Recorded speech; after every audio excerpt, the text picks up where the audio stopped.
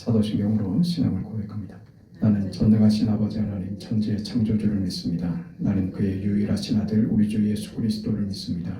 그는 성령으로 잉태되어 동정녀 마리아에게서 나시고 본디오 빌라도에게 고난을 받아 십자가에 못 박혀 죽으시고 장사된 지 사흘 만에 죽은 자 가운데서 다시 살아나셨으며 하늘에 오르시어 전능하신 아버지 하나님 우편에 앉아 계시다가 거기로부터 살아있는 자와 죽은 자를 심판하러 오십니다. 나는 성령을 믿으며 거룩한 공교회와 성도의 교제와 죄를 용서받는 것과 몸의 부활과 영생을 믿습니다. 아멘. 315장 찬송합니다.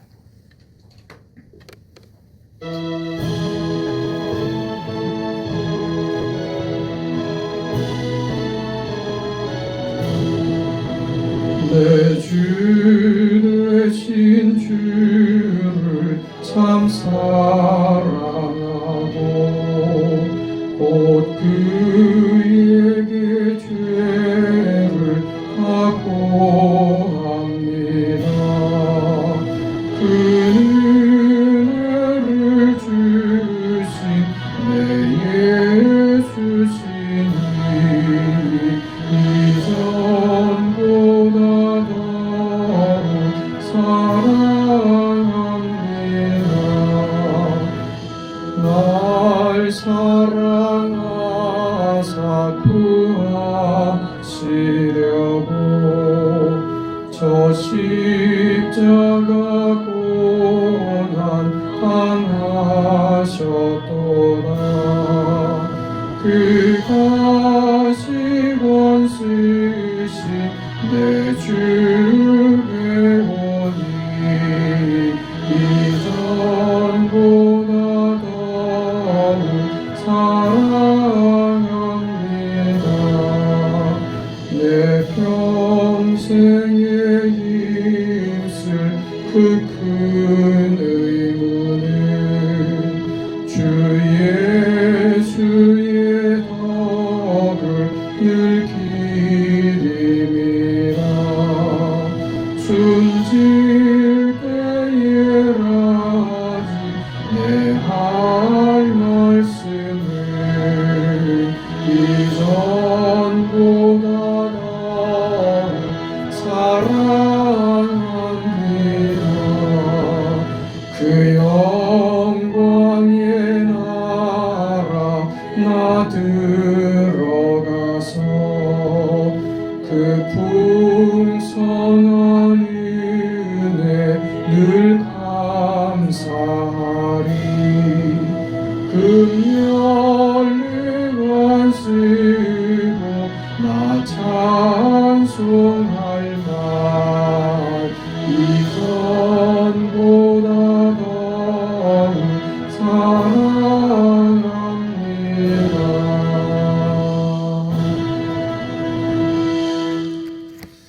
우리 하나님의 말씀 누가복음 13장 1절에서 9절까지 말씀입니다.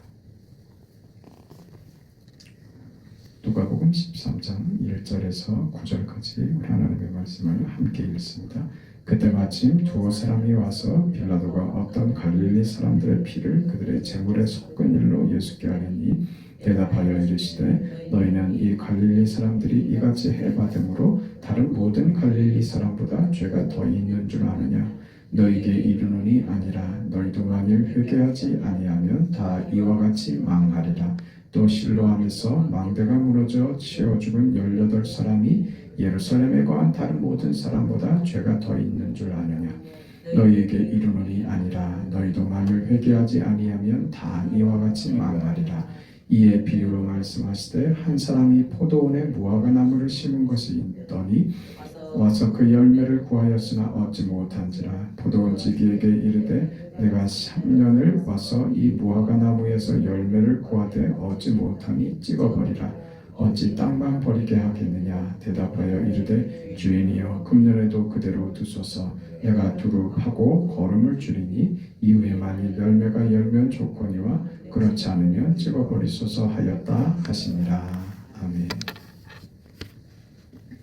지금 예수님께서 비유로 주시고 있는 말씀들은 너희가 제자가 되었다는 것이 무엇인지 이해해라 그거죠. 하나님 나라의 백성된 그 자기 정체성을 분명히 확인을 하고 그 정체성으로 세상 속에서 살아라. 그러기 위해서 너희는 준비하는 자가 되어야 한다. 지혜로워야 한다. 분별력을 가져야 된다. 그리고 오늘 그 본문에 나오는 내용처럼 사람의 죽는 문제에 대해서 교훈을 주시고 열매 없는 무화과 나무를 꾸중하시는 것으로 이 예수의 제자된 하나님 나라 백성된 그 정체성을 지켜내며 그 일의 결과를 그 예수의 제자된 증명과 그 증언을 삶 속에서 나타내야 할 것이다. 그게 너희의 나무된 그 가치를 열매로 나타내는 것이다 하는 그런 이야기를 하고 있습니다. 갈릴리 사람들이 빌라도의 박해를 받아서 종교적인 이유로 희생을 당한 것이 누구 때문이냐? 그 무엇 때문이냐? 실로암 망대가 무너져서 우연히 사고로 죽은 18명의 죽음은 무엇이냐? 여기에 대한 예수님의 답변에 묻어나는 겁니다. 신자의 삶이란 무엇인가? 세상은 죽음으로밖에 죽음으로밖에 끝나지 다른 도리가 없다. 사람 다 죽는다. 어떤 경우는 억울하게 죽기도 하고 또 어떤 사람은 대의를 위해서 죽기도 한다. 그러나 결국 마지막 다 똑같은 결론이다. 죽는다는 결론 앞에 모두가 어떤 양보도 없고 무슨 높고 낮음도 없다. 모두가 다 죽는 그 현실이다. 성공하고 건강하고 행복하고 그가 수명을 다 누리기도 하지만 결국엔 다 죽는다. 이 세상 나라의 결국은 죽음으로밖에 몰고 갈 수 없다. 세상이 무언가 거짓된 것으로 굉장한 것을 우리에게 줄 수 있는 것처럼 기만하지만 실상은 외면하게 만드는 것 외에는 아무것도 없다. 그거죠. 포장하죠. 마치 회칠한 무덤처럼 속은 썩어 있는데 마치 무엇이라도 되는 것 마냥 치장만 하는 겁니다. 그게 세상에 속한 것입니다. 거기서 사람들이 서로 부러워하고 자랑하고 뽐내고 하는 돈을 가졌느니 지위가 있느니 하는 것들 결국은 다 죽음으로 끝나는 것. 그것이 세상이 만들 수 있는 영원한 것은 아무것도 없다. 그런 세상 속에 너희가 지금 살고 있는 것이다. 그러니 너희 자신이 누구인가 생각하는 것이 대단히 중요한 것이라는 얘기를 하는 것입니다. 하나님의 나라는 어떤 나라인가? 이 세상 나라와 대비되는 하나님의 나라. 세상은 죽음으로 끝이 나지만 죽음으로 끝나지 않은 예수의 죽음이 부활로 연결되었던 것처럼 하나님 나라의 통치는 세상과 다르다. 그 사이에서 너희는 분별할 줄 알아야 되며 둘 중에 하나를 너희가 가지는 것이지 이것도 가지고 싶고 저것도 취하고 싶은 것으로는 안 된다. 그래 어제 우리가 저녁에 이야기를 나눴던 그 내가 세상에 불을 지르러 왔노라. 이건 그 양립할 수 없는 문제, 절대적인 선택의 문제, 분리될 수밖에 없는 이 문제를 예수님께서 그렇게 설명하신 것이었죠. 오늘 우리가 본 본문 속에서 계속 무슨 말씀이 나오냐면 회개하라는 말이 그래서 나옵니다. 실로암 망대가 무너져 치어 죽은 18사람이 예루살렘에 관 다른 모든 사람보다 죄가 더 있는 줄 아느냐? 너희에게 이르노니 아니라. 너희도 만일 회개하지 아니하면 다 이와 같이 망하리라. 이렇게 얘기합니다. 회개는 둘 중에 하나를 결단하는 것을 말합니다. 양다리는 허용될 수 없다 하는 것이죠. 둘 중에 하나입니다. 너희가 어디에 속했는지, 너희는 저 세상에 속한 사람들이 어떤 죽음들을 당하는지, 그게 억울한 것이든 그게 잘나고 잘 먹고 살다가 그렇게 사람들의 부러움을 받으면서 죽는 죽음이든, 죽음은 다 냄새나고 더럽고 썩는 것이다. 그것밖에 만들지 못하는 그 세상 속에서 너희는 너희의 정체성, 하나님 나라의 백성됨을 놓치면 안 된다. 양다리를 거칠 수는 없다. 이게 무화과 나무로 연결되는 겁니다. 무화과 나무의 비교는 얼핏 보기에 굉장히 간단해 보이고 분명해 보입니다. 나무가 열매를 맺지 못한다. 열매를 맺지 못하는 과일 나무는 쓸모가 없다. 그러니 찍어버려라. 그러니 주인님 좀 기다려 주십시오. 1년만 더 참고 기다려 주십시오. 제가 1년 동안 잘 돌보고 거름도 주고 해서 열매를 맺어보도록 하겠습니다. 그때도 안 되면 그때 찍어버리시죠. 이렇게 얘기하고 있는 겁니다. 그래서 이 얘기는 사실 간단한 내용이 아닙니다. 우리가 지금 예수님의 비유의 말씀을 계속 듣고 있는데 사실 이 비유의 말씀들은 다른 복음서에는 이렇게 붙어있는 비유로가 되지 않고 그 여기저기 그 산발적으로 그렇게 흩어져 있는 비유들인데 누가는 어떤 이유에서인지 이 비유들을 한 군데 묶어놨단 말입니다. 누가가 보기에 이 예수님의 이 비유의 말씀들은 어떤 공통점을 가진다는 것을 발견했던 것이죠. 그래서 이 비유의 말씀을 한데 묶어서 여기서 그 예수님이 하시고자 하는 말씀을 얻고자 했던 것입니다. 그거지요. 하나님 나라와 세상 나라는 다르다. 우리가 예수의 제자가 됐다고 하는 것은 이제 하나님 나라에 속한 것이다. 하나님 나라에 속했다는 것은 무엇이냐면 세상과의 분리를 의미하는 것이다. 그런데 예수의 제자가 되고 하나님 나라의 백성이 되었음에도 불구하고 이 세상과의 분리를 할 줄 모르는 자들, 세상에서 주는 것도 다 가지고 싶고 세상의 어떤 가치와 질서 속에서도 여전히 그 기대감을 놓지 않으면서 그러면서 또 한쪽으로는 영생과 구원과 하나님 나라를 소망하는 이 이율배반적인 이런 신앙인의 삶으로는 이건 예수의 제자된 상도 하나님 나라에 속한 자로서 하나님의 통치를 누리는 어떤 유익도 기대할 수 없다. 그게 뭐라고요? 무화과 나무에 열매가 없는 겁니다. 열매가 없는 거예요.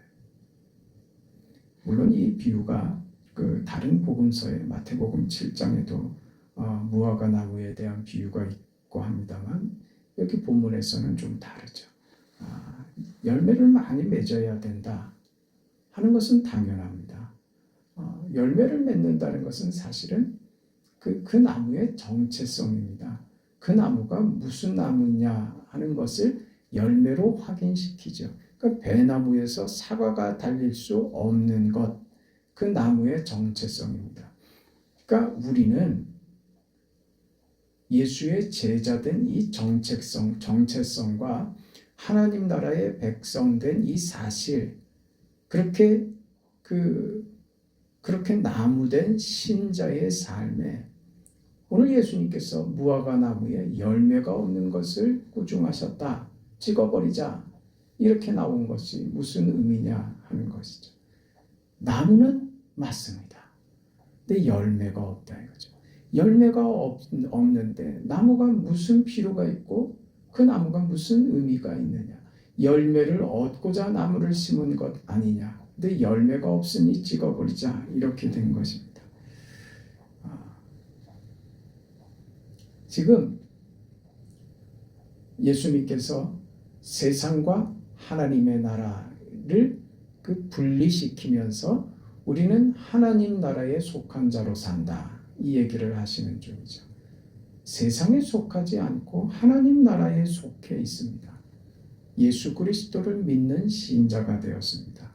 그럼에도 저들의 세계관이나 질서나 가치관이나 하는 것들이 아직도 세상에 묶여 있다면, 세상적 가치관에 놓여 있다면 그것은 열매를 낼 수 없다고 하는 것이죠. 그러니 예수를 믿는 신자임에도 그 자신이 나무된 가치를 모르고 있다고 얘기될 수 있습니다. 이렇게 얘기하는 것 같지 않습니까? 너는 그 나무가 됐는데, 무화과 나무가 되었는데 너는 네 자신이 무엇인지 모르고 있는 것 같아. 이렇게 얘기하시는 것 같지 않습니까? 열매가 없으니 찍어버리자 하는 말이 우리에게 세게 그 귀에 들리긴 하지만 사실은 이 얘기는 너 왜 무가치한 인생을 살고 있느냐 이거죠. 너의 존재가 예수의 제자가 돼 있고 하나님 나라 백성이 돼 있는 너의 그 위대한 존재와 너의 그 신분과 너의 삶의 그 복됨을 너 왜 모르고 있느냐. 그 결과를 그게 너의 인생의 자랑이 되어서 그 결과를 내야 마땅한 것인데 왜 너는 그런 귀한 나무인 줄 모르고 있느냐. 왜 하나님 나라의 백성으로서의 자랑과 만족을 놓치고 여전히 세상 속에 거하는 세상의 통치와 세상의 지배 아래 놓여 있는 자처럼 구느냐.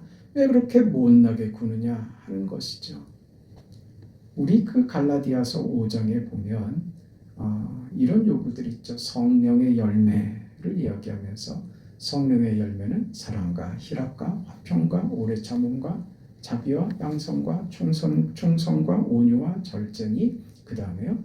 이 같은 것을 금지할 법이 없느니라. 이렇게 얘기하세요.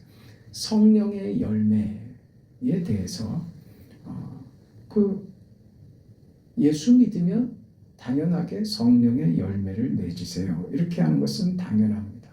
근데 이게 무슨 권고가 아닙니다. 당연하고 마땅한 것으로 지금 요구되고 있는 것입니다. 이 같은 것을 금지할 법이 없느니라. 그 나무가 되면 나무에게 당연한 것들이 열리게 되어 있다 하는 것이죠. 나무의 열매는 포함되는 것이다. 그죠? 그것을 금지할 법이 없는 겁니다. 사과나무가 돼서 사과 열매를 맺는 것을 금지시킬 어떤 세상의 법도 없는 겁니다. 나무의 당연한 결과다. 그런 것이죠. 그게 오늘 우리 누가복음에 와서는 너희는 당연한 결과를 맺을 수 있는 자들이 되었음에도 불구하고 열매를 맺지 못하고 있다. 그게 지금 예수님께서 비유로 하시고 있는 이 말씀, 하나님 나라에 속하는 것과 세상에 속하는 것, 세상에 속하는 것으로는 무슨 결과요? 사망밖에 결과시킬 수 없다. 오직 하나님 나라에 속한 자들만 열매를 맺을 수 있다. 사망을 뛰어넘는 부활로 가는 것이죠. 여기가 전환점입니다. 세상이 따라오지 못하는 지점. 우리는 거길 가는 겁니다. 사망 너머, 죽음 너머에 부활을 만드신 하나님의 능력. 그게 하나님 나라에 속한 것이죠. 그런데 여전히 하나님 나라에 속하면서도 여전히 세상적인 보상과 세상적인 확인으로 자신의 신앙을 이해하고 기대하려고 한다면 그 사람에게 그 나무에게 어떤 열매도 기대할 수 없다. 달리지 않는다. 그런 것이죠. 그러니 너는 네 안에 무엇이 자라는지, 네가 무엇을 맺을 수 있는지, 네가 맺을 수 있는 열매가 무엇인지 모르고 있다. 이렇게 얘기하는 겁니다. 우리 신앙생활하면서 겪는 막막한 것들이죠. 그걸 우리는 열매가 없고 내가 왜 이 모양이 있고 매일 자는 것이 그게 그거인 것 같고 무슨 이렇게 그 그럴싸하게 드러낼 열매가 없다고 생각하죠. 그 열매를 우리는 뭐라고 생각한다고요? 세상적 가치에서의 열매로 생각하더라 그겁니다. 그러니까 답답하고 막막하고 이게 사는 게 사는 것 같지도 않고 믿음으로 산다고 하는데 도대체 믿음으로 사는 게 뭔지도 모르는 것 같고 신앙에 속한 것, 예수의 제자가 되고 하나님 나라에 속한 것이 무엇인지 도무지 이해를 못하고 있는 것이죠. 왜? 세상적인 가치로 내 열매를 확인하려고 드니까 그런 것입니다. 사랑은 뭐라고요? 오래 참는 것이라니까요. 오래 참는 것. 그게 눈에 보입니까? 눈에 보입니까? 오래 참고 하는 그것은 막막한 겁니다. 우리가 맺는 열매들은 우리가 볼 때 세상적 가치에서 바라볼 때 막막한 거라. 이게 뭔가 싶은 겁니다. 모호한 겁니다. 고통스러운 것들이요. 그 가운데 있는 것이 여러분의 열매입니다. 그걸 열매라고 하는 겁니다. 그게 신앙의 신자된 열매입니다. 이게 성령의 열매입니다. 성령의 열매란 세상에서 주는 보상과는 다릅니다. 세상적인 방법이 아닙니다. 신앙적인 방법으로 영원하게 주어지는 어떤 것들이요. 이건 우리가 세상에서 기대하는 무슨 성공이니 행복이니 평안이니 자랑이니 하는 것들과 다릅니다. 대부분의 경우에 성령의 열매로 우리에게 주어지는 것은 이런 게 아닙니다. 우리가 확인해야 될 것은 우리가 하나님의 통치와 하나님의 나라에 속하게 되자 우리의 정체성을 이 열매로 확인하지 않으면 우리가 무슨 나무인지 확인할 방법이 없다는 겁니다. 우리는 거꾸로 생각하죠. 예수 믿었으면 뭔가 완벽하게 결과가 나타났으면 내 믿음의 확인이 되겠는데 예수 믿었는데 여전히 힘이 들고 예수를 믿고 예수의 제자로 하나님 나라의 백성으로 사는데 내 인생의 열매가 도무지 무엇인지 모르겠다. 거기서 우리는 우리의 정체성을 확인하려고 드는데 그건 아닙니다. 그건 당연히 따라오는 결과인데 그 결과는 우리가 기대하는 세상적인 기대와는 다르다고 하는 것입니다. 오늘 성경이 우리에게 얘기하고 싶은 것은 너는 무화과 나무인데 네 열매가 무엇인지 네가 외면함으로써 스스로 무화과 나무인 것을 놓치고 있다라고 꾸중하는 것입니다. 우리의 생각과 사뭇 좀 다르죠. 이걸 찍어내 버려야 된다는 것에 우리 너무 세게 귀에 박혔기 때문에 그렇습니다. 1년만 더 기다려주겠다. 너의 정체성을 확인하고 찾아라. 우리에게도 또 1년의 시간을 또 허락하시는 거예요. 내년에 너의 정체성, 뭘 내놓으라고 하시는 말씀이 아니라 너희는 세상과 분리된 인생을 살아야 해. 하나님 나라의 백성으로 살아야 해. 거기서 참다운 너희 인생의 열매를 확인할 수 있어. 거기서 영원함이 무엇인지, 구원이 무엇인지, 기쁨과 감사가 무엇인지 거기서만 확인할 수 있어. 왜 내가 너에게 허락한 이 영원과 기쁨과 만족과 감사를 너희 인생 속에서 찾지를 못하고 있느냐? 그 인생 살아봐라. 그 안에서만 얻을 수 있는 것이다. 그렇게 우리에게 허락하시고 있는 것이죠. 우리는 무엇이 문제냐? 우리의 정체성을 스스로 거부하고 있다는 데 문제가 있는 것입니다. 우리가 놓을 수 없는 운명과 현실 사이에서 과일 사러 돌아다니는 구걸하는 신자가 되지 말고 자신에게서 성령의 열매를 보낸 과일을 사서 모으는 것이 아닌 자신 안에서 맺혀지는 열매를 보낸 그게 신자의 영광입니다. 그게 하나님께서 오늘 우리에게 주시는 만족이며 그게 예수의 제자로 살 때 얻어지는 것입니다. 내가 너희에게 허락한 충만한 것들, 이 풍성한 것들을 너희가 누리면서 살기를 원한다. 그래서 세상에 속한 자들로 너희의 누림을 보며 하나님의 나라를 찾도록 하는 것, 그게 내가 너희에게 기대하는 것이란다. 그러니 신앙의 삶은 무슨 억지로 하는 것도 아니고 어려운 것, 힘든 것, 안 되는 것을 하나님께서 우리에게 강요하시고 강제하시는 문제가 아닌 겁니다. 우리에게 이미 허락된 영원한 인생과 복됨을 그렇게 누리시기를 바랍니다. 내가 무엇을 맺을 수 있는지, 여러분의 인생이 얼마나 위대한지, 얼마나 대단한 걸 하나님이 허락하셨는지 놓지 않으시기를 축복합니다. 자비하신 아버지, 하나님의 은혜와 그 크신 사랑에 감사를 드립니다.